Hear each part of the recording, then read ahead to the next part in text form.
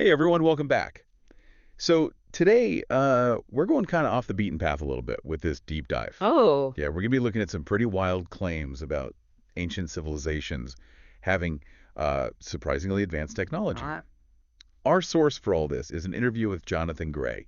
He's an explorer, an author who really believes there's evidence out there of lost ancient super science, as he calls it. I see. But before we jump in, full disclosure, we're not here to tell you that we buy into everything Gray's saying. We just want to see what he's got, look at his evidence, Yeah, and really explore why these kinds of ideas are so captivating for so many people. right. Be prepared to hear about things like ever-burning lights, robot roosters, and even star-shaped drill holes. All right, sounds intriguing. Yeah. Are you ready to journey into the past with us? Let's do it. Let's get started. So Gray starts his story off deep in the Amazon rainforest, unmapped territory, Oh, wow. talking about meeting a local tribe who shared with him some ancestral stories that have been passed down for generations. And they talk about their ancestors living in shining cities with massive stone walls, and get this, lights that never went out. Lights that never went out. Lights that never went out. Now, what I find interesting about these types of claims is they challenge the traditional view of human progress, right? I Yeah, mean, we tend to think of history as this straight line, right? You yeah. go from simple tools to smartphones. Mm, But what if there were these periods of incredible technological advancement right. that have been forgotten, lost? Lost civilization. Yeah, exactly. Lost civilizations and Forbidden knowledge. Right. forbidden knowledge, exactly. And they didn't just tell stories. This tribe actually showed gray metal plates with what he believes were Egyptian hieroglyphics Hold on. Egyptian hieroglyphics. in the Amazon. Yeah, in the Amazon. Wow. I mean, this kind of story, it really captures our imaginations, doesn't it? It does. The idea that there were advanced cultures in the past with technology we can only dream of today. It's really alluring. Right. And it makes you wonder, how could they have gotten there? Right. Yeah. So Gray doesn't just stop with one story. He says these ancient high-tech anomalies, they're a global phenomenon. He claims it's not just isolated incidents. I see. He even mentions accounts from, like, the 1500s, Spanish conquistadors in Bolivia, finding an ancient city in the jungle with one of these mysterious ever-burning lights. Interesting. But we have to consider the source, right? And be careful about jumping to conclusions. Of course. Hieroglyphics, they're very complex, and it's possible Gray might have seen some patterns that looked like them, but weren't actually hieroglyphs. Yeah, that's a good point. You know what? Gray actually addresses this. He talks about how there's this tendency to dismiss any findings that don't fit the accepted timeline. Okay. And he brings up confirmation bias. Confirmation bias, yeah. He says it's not always intentional, but it's like, It's that natural instinct to look for information that already supports what we think, right? right, To kind of make our world make sense. right. And it's not just limited to, people who believe in these fringe theories. Yeah, it affects everyone, even scientists and researchers, you know? Right, exactly. So Gray tells this story about Val Osborne, a researcher in Australia. Okay. And she supposedly uncovered Phoenician ruins dating back 3,000 years. 3,000 years. Yeah, he claims there was a media blackout, and they tried to discredit Osborne Why? Why would they do that? because the findings didn't fit the established narrative of Australian history. That raises an important question, right? Mm, How do we critically look at these claims that really shake up what we think we know? right. It's not about just accepting everything or just dismissing it all. It's about really looking at the evidence, you know? Of course. Considering where it comes from and admitting that we don't know everything. Right. There are limitations to our current knowledge. Okay, so let's get into some of the impossible tech Gray describes. The one that really stuck with me was this automated golden rooster from ancient Egypt. A robot rooster. He actually calls it a robot rooster. I mean, supposedly it was decorated with precious stones, and when you got close to it, it would flap its wings and make sounds. Really? That's pretty wild. But does that automatically mean they had, like, advanced electronics back then? That's what he's suggesting. I mean, the ancient Greeks, they had automatons too, right? Yeah. Things that moved using basic mechanics like weights and gears. Right, right. I guess we tend to project our modern understanding onto the past. Yeah. But you have to admit, creating something like that with limited tools is pretty amazing. Oh, absolutely. The ingenuity and craftsmanship to pull that off, that's incredible. Yeah. But we can't just jump to conclusions about how advanced their technology was. Right, right. It's all about interpretation. Exactly. Okay, so another example. This one's really interesting. He describes star-shaped drill holes in granite blocks that were recovered from the seafloor near Florida. Star-shaped. Star-shaped. He uses this as evidence of advanced machining techniques. Granite's incredibly hard to work with. Even today, with modern tools, it's a challenge. So, to get those precise, complex shapes, especially the star shapes, that's really something. Yeah. But before we say, oh, it must be some lost super science, let's consider other possibilities. Okay. Could natural erosion over a long time create similar markings? Mm-hmm. Or maybe they used techniques that we've just forgotten about, lost to history. Right, right. Those are some great points. It's so easy to get caught up in the mystery of it all It is. and jump to conclusions. So, how does Gray explain how old these artifacts are? Right. Especially since he doesn't seem to trust the traditional ways, like carbon dating. Yeah, he doesn't put much stock in carbon dating. Right. So he says he uses a different method. Okay. He compares patterns and styles of artifacts, like pottery building techniques, to figure out a timeline. So like how styles change over time, like fashion. Yeah, exactly. Mm. But how accurate is that really, compared to like these scientific dating methods? That's a good question. Doesn't that leave a lot of room for interpretation, maybe even mistakes? It does. Comparing patterns can be helpful, but it's not as precise as scientific dating, like carbon dating or dendrochronology. Dendrochronology, yeah. That's the one that uses tree rings. Right, right. So we have to keep those limitations in mind when we're looking at Gray's claims. We do. Okay. Now this is where things get really interesting, even a little controversial. Okay.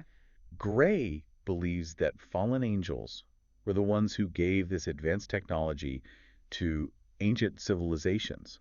Fallen angels. Fallen angels. And he even connects this idea to, get this, the modern UFO phenomenon. Wow. Yeah. So instead of little green men from outer space, we're talking about beings from another dimension, another realm. Well, that definitely takes us out of the realm of mainstream science and history, doesn't it? It does. And moving into the area of belief systems and personal interpretation. Right. But the idea of like these divine beings giving humans knowledge, that's a common theme, Yeah. You see it in a lot of myths and religious texts. So Gray's seeing a link between those ancient stories and modern UFO sightings. Right. Like what people think are aliens might actually be these fallen angels. Yeah, but we have to remember that not everyone's going to agree with this interpretation. Of course. Yeah. Of course. Yeah. But it's definitely thought-provoking, right? It makes you question what we consider possible. It does. And how we understand historical accounts. Absolutely. It reminds us that what we think we know about the past can change. It's always evolving. Yeah, it's always evolving. So we've covered a lot of ground here. We have. We've talked about Gray's Amazon adventure, his claims of ancient high-tech all over the world, and even this idea of fallen angels, which is pretty wild. Pretty wild. But how did Gray himself come to believe all of this? Yeah. How did he go from being like a mainstream archaeologist to believing these things? That's a great question. And that's where we'll pick up in the next part of our deep dive. Sounds good. We'll explore Gray's personal journey, how he ended up clashing with the established archaeological community. And we'll take a closer look at the evidence he presents. Okay. Looking forward to it. So stick with us. This is just the beginning. So Gray didn't just wake up one day and believe all this stuff, It was like a gradual thing. Yeah. Driven by his experiences, his research. Yeah, and he mentions facing some pushback from the, mainstream archaeological community. Oh, I bet. I mean, it's understandable, right? When you challenge the accepted narrative, Yeah. people get a little defensive. It's like rocking the boat a little bit, right? Especially in a field like archaeology where Yeah. ideas about the past, they can be pretty deeply ingrained, Yeah. Right. So yeah, not everyone's going to be happy about it. He says there's this tendency to just brush aside evidence Yeah. that doesn't fit with the prevailing paradigm. The prevailing paradigm, right. He suggests that some archaeologists would almost rather ignore these anomalies. Interesting. It makes you wonder, right? Yeah. How much of what we accept as truth is really just what we've been told is true, Yeah, right. It's important to be open to new ideas, even if they challenge what we think we know. It's like that saying, the nail that sticks out gets hammered down. Exactly. Sometimes new discoveries come along Yep. and they force us to rethink everything, Yeah. to change our whole understanding of how things work. And that can be a really tough process. Especially for people who have built their careers on the existing paradigm. Absolutely. Okay, so let's move on to some of the specific evidence that Gray presents. One of the things that really caught my eye was his claim that the ancient Egyptians had technology far beyond what most people give them credit for. Yeah, he's a big fan of the ancient Egyptians. He is. He talks a lot about the construction of the pyramid, The pyramids, yeah. the sheer size of them, the precision. It's mind-boggling how they did it. It's I mind-boggling. mean, moving those massive blocks, fitting them together so perfectly. Right, right. It couldn't have been just brute force and simple tools, could it? He doesn't think so. He thinks they must have had some help. Some kind of lost technology. Yeah, he suggests they might have had some kind of energy technology that we're only just starting to understand today. Wow. He brings up the Baghdad battery. The Baghdad battery, what's that? It's this collection of clay pots, copper tubes, and iron rods that they found in Iraq. Okay. Some people think it might have been an ancient battery. Like an actual battery. Yeah, imagine if the Egyptians had electricity thousands of years ago. That would change everything. It would rewrite history as we know it. But is there enough evidence to say for sure that the Baghdad battery was actually a battery? Well, that's the thing, right? It's still being debated. Right. Some archaeologists think it was used for electroplating. Others think it might have been for some kind of ritual. So more research is needed. Yeah, more research is needed. But Gray doesn't stop there. He has other examples of what he calls impossible technology, Okay, like what? like these perfectly spherical stone balls that he says he's found in Costa Rica. Stone balls. Yeah, he says they're incredibly smooth, perfectly round. I've seen pictures of those. They are pretty amazing. He says they're so precise that even with our modern technology, we'd have a hard time replicating them.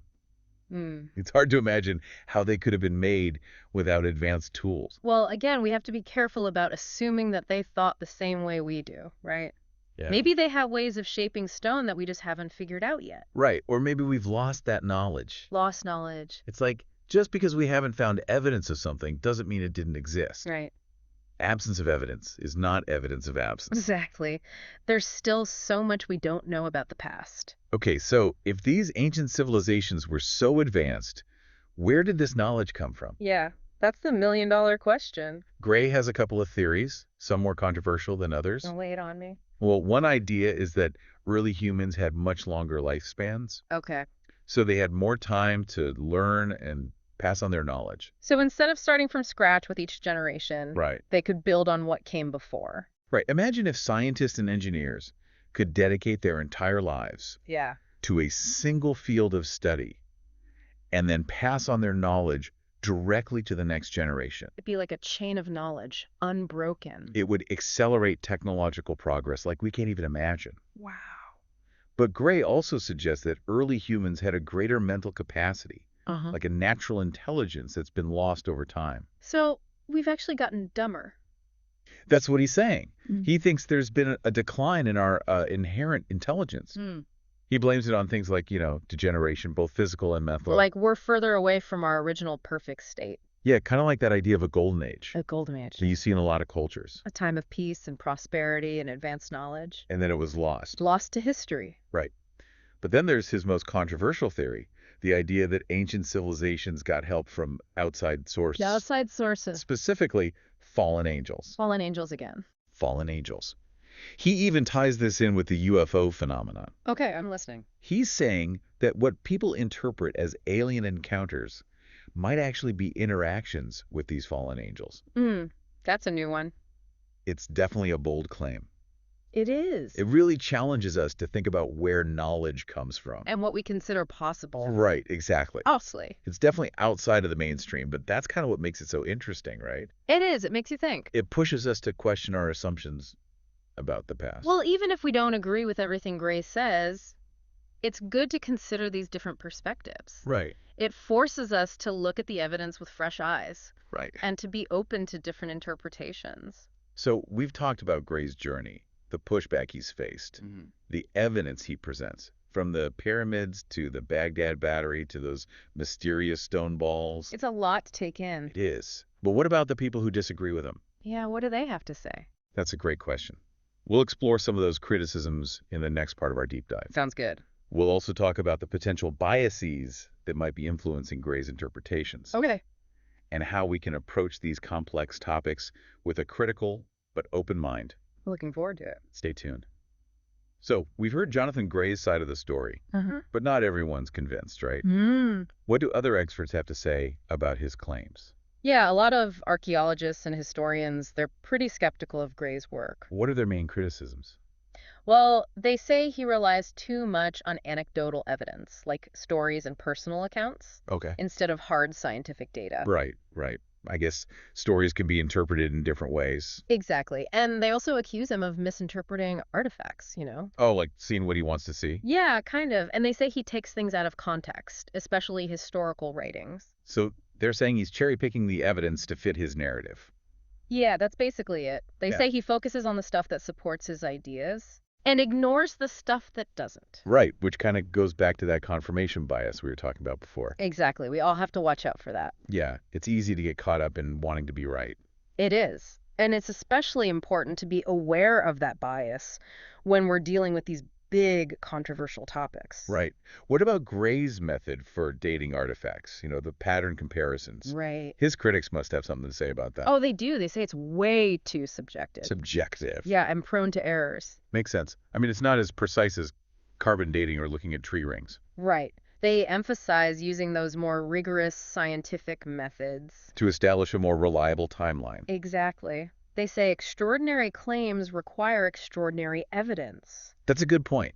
I mean, you can't just go around making wild claims without having solid evidence to back them up. Right. And they're not necessarily saying that it's impossible for ancient civilizations to have had advanced technology, Right. but they want to see more proof. So they're not completely closed off to the idea, No, but they're approaching it with a healthy dose of skepticism. which is important, right? Yeah. It's all about finding that balance between being open-minded, Hmm. but also being critical of the evidence. Absolutely. We have to consider all sides, look at the evidence carefully, and be aware of potential biases. Our own biases and the biases of the people presenting the information. Exactly. It's about thinking for ourselves. So, where does this leave us? We've heard from Gray, we've heard from his critics, we've looked at the evidence. It's a lot to process. It is. What's the main takeaway here? Well, I think the big thing is that what we think we know about the past is always changing. Right. New discoveries are being made all the time. Yeah. And sometimes those discoveries turn everything upside down. It's a good reminder that we don't have all the answers. Nope. There's still so much we don't know about the past, which is what makes it so exciting to study. It is. It's full of mystery. It is. And even if we don't agree with everything Gray says, Yeah. just exploring these different perspectives, even the ones that seem a bit out there, Right. it helps us think critically. It makes us question what we think we know Exactly. Look at the evidence more closely. and consider different interpretations. Right. It's all about keeping an open mind. Well said. I think this deep dive has given us a lot to think about. It has. The possibility of lost civilizations, the limits of our knowledge, the importance of critical thinking. It's been a real journey, It has. and who knows what the future holds. Maybe one day we'll find that evidence Yeah, that completely changes how we understand history. absolutely. The search continues. It does. Thanks for joining us on this deep dive into the world of ancient mysteries and lost technology.